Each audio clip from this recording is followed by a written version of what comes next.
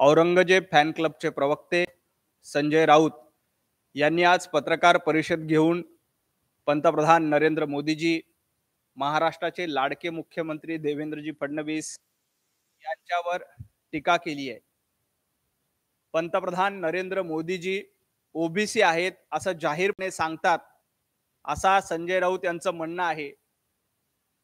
भारतीय जनता पार्टीचा आणि देवाभाऊंचा DNA OBC आहे। पंतप्रधान नरेंद्र मोदींचा डीएनए ओबीसी आहे। मला संजय राऊत यांना सवाल विचारायचा आहे, संजय राऊत यांचा डीएनए कुठला आहे? संजय राऊत यांचा डीएनए अब्दाली किंवा औरंगजेबाचा आहे का? तुम्ही ओबीसी समाजाचा अपमान करताय। पंतप्रधान नरेंद्र मोदीजी किंवा देवाभाऊ हे सातत्यानं सबका साथ, सबका विकास आणि सबका विश्वास या प्रयत्नातून पुढे जात आहेत आणि तुम्ही पंतप्रधान नरेंद्र मोदींच्या भूमिकेवर प्रश्नचिन्ह उपस्थित करतायत। ओबीसी समाजाचा जर का पंतप्रधान होत असेल आणि ओबीसी समाजाचं नेतृत्व एखादा माणूस पुढे जाऊन करत असेल तर त्याबद्दल तुम्ही प्रश्नचिन्ह उपस्थित करतायत। होय, भारतीय जनता पार्टीचा डीएनए हा ओबीसी आहे। देवाभाऊंनी सातत्यानं सांगितलंय की आम्ही ओबीसी समाजाच्या नेतृत्वामध्ये ओबीसी सर्व समाजांना घेऊन जाण्याचा प्रयत्न करतोय। संजय राऊत यांचा डीएनए कुठला आहे? संजय राऊत यांचा डीएनए अब्दालीचा आहे का?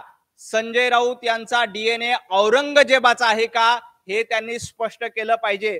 अशा पद्धतीनं एका समाजाला टार्गेट करणं, एका समाजावर टीका करणं हे संजय राऊत यांना शोभत नाही। देवाभाऊ सगळ्यांना सोबत घेऊन जातात।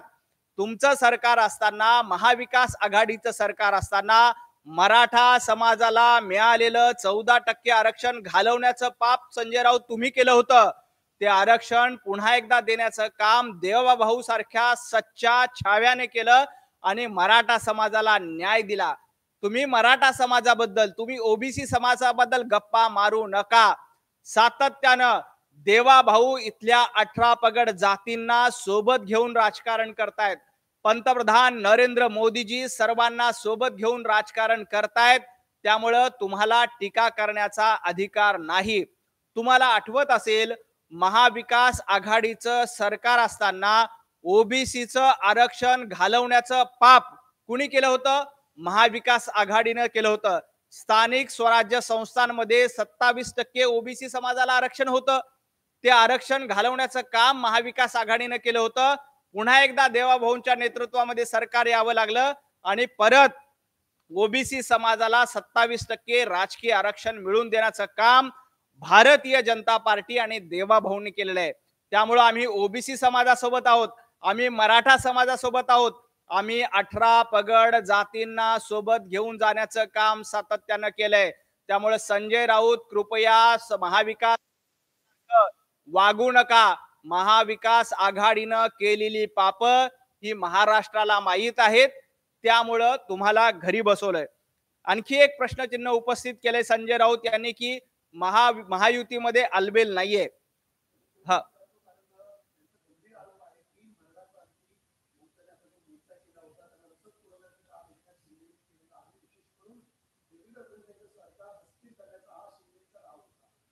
खरं तर महायुती अतिशय भक्कम आहे।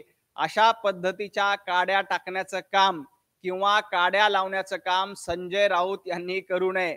संजय राऊत यांनी महाविकास आघाडीमध्ये असताना काड्या टाकण्याचं काम केलं होतं आणि अजित पवारांना त्यामुळे बाहेर जावं लागलं। त्यामुळे अशा पद्धतीच्या काड्या टाकून महायुतीची बिघाडी होईल, महायुती कुठेतरी डळमळीत होईल असं जर का संजय राऊत यांना वाटत असेल तर संजय राऊत ते दिवा स्वप्न बघत आहेत। संजय राऊतांचं हे स्वप्न कधीच पूर्ण होणार नाही। महाविकास आघाडी ही तिघाडी होती, अशा पद्धतीची तिघाडी नाहीये। तर महायुती अतिशय भक्कम आहे। आदरणीय देवाभाऊंच्या नेतृत्वामध्ये एकनाथजी शिंदे आणि अजितदादा पवार यांच्या नेतृत्वात अतिशय भक्कमपणे महाराष्ट्रातल्या जनतेनं या महायुतीला आशीर्वाद दिलाय। संजय राऊत तुमच्यासारखी फोडाफोडी करून किंवा मतावर दरोडा टाकून महायुती स्थापन झालेली नाही।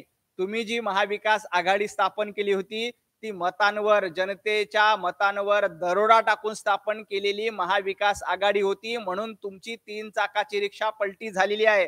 इथं अतिशय सक्षम आणि खंबीरपणे आमचे तिन्ही नेते आणि हे त्रिमूर्ती आहेत.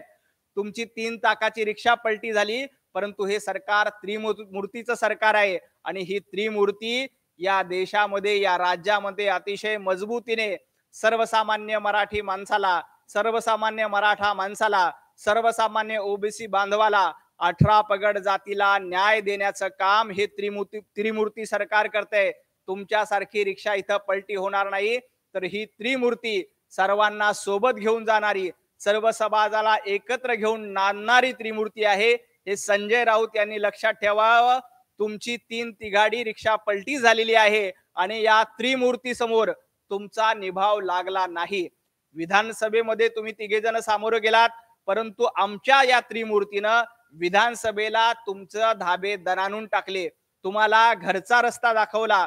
तुम्हाला तोंड दाखवायला जागा देखील विधानसभेच्या निवडणुकीत या त्रिमूर्तीच्या नेतृत्वामध्ये राहिलेली नाही. त्यामुळे आता सरकार पाडण्याचा प्रयत्न होतोय.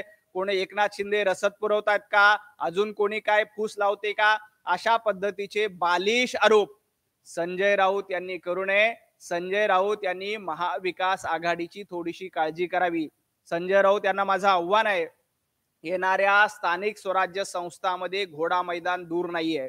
तुमची 3 तिघाडी कशा पद्धतीनं लोकांमध्ये जाते आणि कशा पद्धतीने जनता पुन्हा एकदा तुम्हाला घरचा रस्ता दाखवते, हे येणाऱ्या स्थानिक स्वराज्य संस्था आणि महापालिका निवडणुकीमध्ये दिसेल.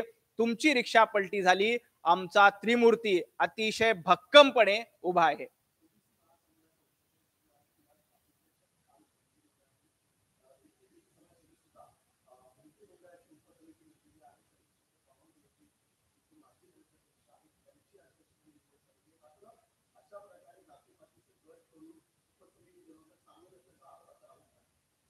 आम्ही फक्त ओबीसी साठी उपसमिती केली नाही, मराठा समाजासाठी उपसमिती आहेत. वेगवेगळ्या छोट्या 18 पगड जाती जमातीसाठी महामंडळ स्थापन करून त्यांना न्याय देण्याचं काम भारतीय जनता पार्टीच्या नेतृत्वात देवाभाऊंनी सातत्याने केलंय. देवाभाऊ हे सगळ्यांना सोबत घेऊन जाणारं नेतृत्व आहे. याच्यामुळेच तर संजय राऊत यांचं पोट दुखतंय. आज काय म्हणतात, तर छगन भुजबळ राजीनामा दिला पाहिजे. अहो, छगन भुजबळांनी राजीनामा देणं सांगण्याचा अधिकार तुम्हाला आहे का? संजय राऊत, भुजबळ हे ओबीसी समाजाचं नेतृत्व करतायत. तुम्ही काय करताय? तुमच्याकडे कुठलेही मुद्दे नाहीत, त्यामुळे तुम्ही छगन भुजबळांना राजीनामा द्यायला सांगणार. अहो, भुजबळ यांना मंत्रिमंडळात पंतप्रधान नरेंद्र मोदीजींनी घेतलं का, देवेंद्रजींनी घेतलं का, अजितदादांनी घेतलं, हा आहे आमचं, आम्ही बघून घेऊ. परंतु संजय राऊत, तुमच्या भावाला मंत्री करा म्हणून तुम्ही मागे लागला होतात. महाविकास आघाडीचं सरकार असताना संजय राऊत उद्धव ठाकरे यांना सातत्याने विनवणी करत होते की माझ्या छोट्या भावाला तुम्ही मंत्रिमंडळामध्ये घ्या. तुमची मागणी उद्धव ठाकरेंनी त्यावेळेला शरद पवारांनी मान्य केली नाही, त्यामुळे तुमच्या पोटामध्ये दुखतंय. आज छगन भुजबळ हे ओबीसी समाजाचं नेतृत्व करतायत आणि ते मंत्रिमंडळामध्ये आहेत. त्यामुळे कृपया तुमच्या पोटामध्ये दुखू देऊ नका. भुजबळ असतील किंवा चंद्रशेखरजी बावनकुळे असतील, हे सर्वजण ओबीसी समाजाचं नेतृत्व करतायत. ज्याप्रमाणे विखे पाटील यांच्या नेतृत्वामध्ये मराठा समाजासाठी उपसमिती आहे आणि ती मराठा समाजाचा न्याय मागण्या पुढे नेण्याचं काम, आणि मराठा समाजाला सर्वात न्याय कोणी दिला असेल तर फक्त आणि फक्त देवाभाऊंनी दिलेला आहे. आपल्याला आठवत असेल की मराठा समाजाला साधं वसतिगृह यांनी दिलं नव्हतं, साधं शिष्यवृत्ती देण्याचं काम देखील यांनी केलं नव्हतं. परंतु देवाभाऊंनी अण्णासाहेब पाटील आर्थिक विकास महामंडळाचं पुनर्जीवन केलं. त्याच्यामध्ये 1 लाखावरून अधिक तरुणांना रोजगार देऊन पायावर उभं करण्याचं काम देवाभाऊंनी केलंय. त्यामुळं संजय राऊत यांच्या पोटात दुखतंय. छगन भुजबळ असतील किंवा चंद्रशेखरजी बावनकुळे असतील, हे ओबीसी समाजाच्या हितासाठी इथून पुढे सातत्यानं प्रयत्न करतील आणि आमच्या ओबीसी बांधवांच्या ज्या काही मागण्या असतील ते पूर्ण करण्याचं काम हे भारतीय जनता पार्टीचं सरकार करेल. कारण भारतीय जनता पार्टीचं सरकार हे महाविकास आघाडीचं सरकार नाही, तर हे सगळ्यांना सोबत घेऊन जाणारं, 18 पगड जातींना सोबत घेऊन जाणारं, छत्रपती शिवाजी महाराजांनी ज्या पद्धतीनं सर्वांना घेऊन राज्य कारभार केला, तसं शिवाजी महाराजांचे विचार पुढे घेऊन जाणारं नेतृत्व जर का महाराष्ट्रात कोण असेल तर ते फक्त आणि फक्त देवाभाऊ आहेत.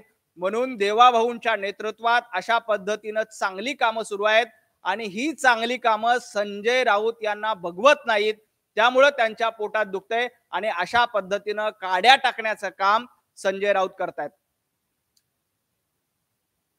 आणखी एक मुद्दा संजय राऊत यांनी मांडला की महायुतीकडे स्ट्रॅटर्जी नाहीये. मला संजय राऊत यांना सांगायचंय की महायुतीची स्ट्रॅटर्जी काय होती हे विधान परिषदेच्या निवडणुकीला तुम्ही अनुभवलं असेल. संजू भाऊ, फक्त अर्धा मतांनी तुम्ही निवडून आलात. किती? अर्ध्या मतांनी निवडून आलात. त्यामुळं महायुतीकडे स्ट्रॅटर्जी नाही, देवाभाऊंकडे स्ट्रॅटर्जी नाही, हे म्हणण्याचा अधिकार तुम्हाला नाही. तुम्ही तुम्ही अतिशय नकली चाणक्य आहात, नकली चाणक्य. त्यामुळे नकली चाणक्याने स्ट्रॅटर्जीची भाषा बोलू नये. देवाभाऊंची बुद्धी काय आहे आणि देवाभाऊंची स्ट्रॅटर्जी काय असते, देवाभाऊंची रणनीती काय असते, हे महाराष्ट्राने विधानसभेच्या निवडणुकीमध्ये बघितलं, विधान परिषदेच्या निवडणुकीमध्ये बघितलं. त्यामुळेच सर्वसामान्य मराठी मतदान, सर्वसामान्य नागरिक हे देवाभाऊंच्या पाठीशी सक्षमपणे उभे राहिलेत. देवाभाऊंना आशीर्वाद देण्याचं काम सातत्याने महाराष्ट्राने केलेलं आहे. त्यामुळं तुम्हाला घरी बसवलंय. उद्धव ठाकरे यांच्याकडे कुठलीही रणनीती नव्हती, त्यामुळे त्यांनी घरी बसून कारभार केला. तुमची रणनीती नव्हती, त्यामुळे तुम्हाला घरात बसावं लागलं. तुमच्या नाकार खालून 40 आमदार निघून गेले. ते संजू भाऊ तुम्हाला कळलं नाही. महायुतीची स्ट्रॅटेजी तुम्हाला काय कळणार आहे. त्यामुळे उगाच फुकाच्या गोप्पा संजय राऊत यांनी मारू नयेत. खूप खूप धन्यवाद.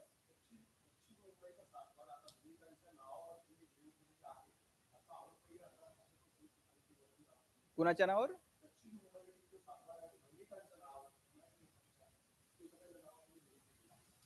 कुणाचा सातबारा कुणाच्या नावावर आहे महाराष्ट्रातली जनता बघते. हा सातबारा सर्वसामान्य नागरिकाच्या नावावर आहे.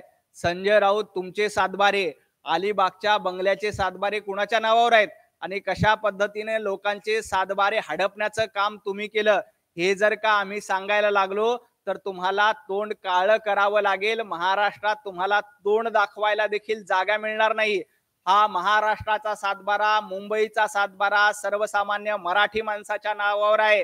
इथं कुठल्याही धनिकाच्या नावावर नाही, तर सर्वसामान्य आदिवासी, ओबीसी, पीडित समाजाला सोबत घेऊन जाण्याचं काम भारतीय जनता पार्टीने सातत्यानं केलंय. त्यामुळं सातबाराची भाषा विरोधकांनी करू नये. त्यांचे जर का सातबारे आम्ही काढायला